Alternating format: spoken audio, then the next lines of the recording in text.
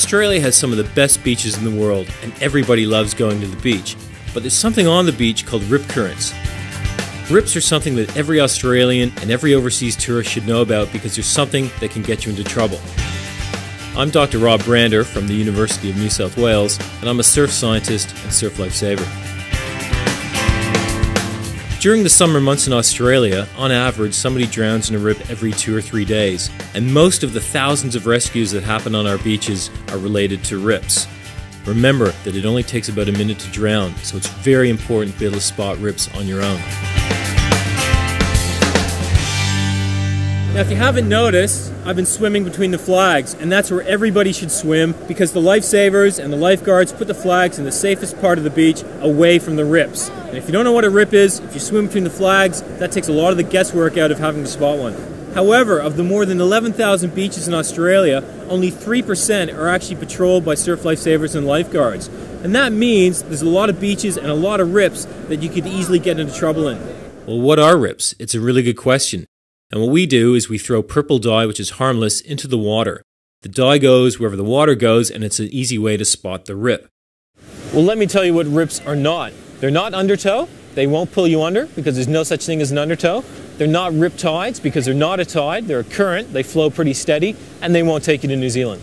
Basically, rips are strong, narrow currents that flow from the shoreline through the surf zone and offshore. They exist to take all the breaking water that's piling up on the beach back out to sea. Here you see a nice green gap, almost like a road going through the surf.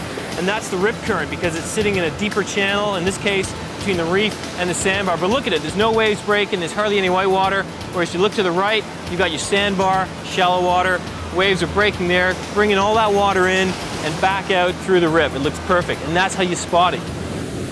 It's a pretty scary experience getting stuck in a rip, and there's definitely some do's and don'ts about how you should behave if you do find yourself caught in one. The main thing is not to panic.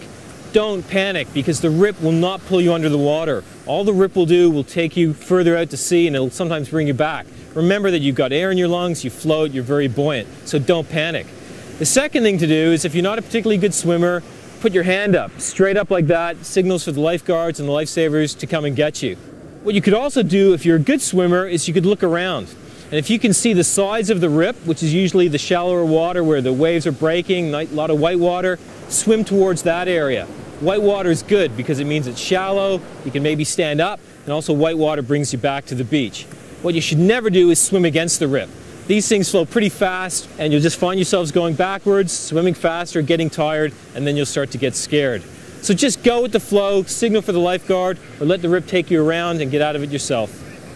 One of the reasons that rips are dangerous is that they flow faster than people can swim, and sometimes they can flow faster than even Olympic swimmers.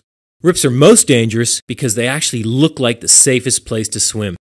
A view from a headland is always a good way to spot a rip because you're up high and you're looking down at the beach and they're a lot easier to see. And often surfers and swimmers will check out the beach for rips before they go down in the water. Not all rips are the same. The most common type is what we call a fixed rip.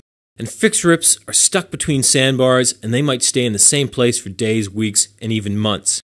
Well, we've just had an example of a flash rip where all of a sudden the rip is pulsed out. Where those surfers are, you can see the chopped up, messy white water that's just gone out and then it's just stopped. And that's one common thing about these flash rips is that they can suddenly occur anywhere where there's suddenly been a large group of waves breaking and it pushes the rip out and then it disappears. Finally, we get something called a permanent rip or a headland rip. And these are rips that are pushed against the headland and they're there almost all the time. So it's another good reason to always be careful when you're swimming close to headlands and rocks. If there's no lifeguards or flags on the beach, the simple rule is don't go in.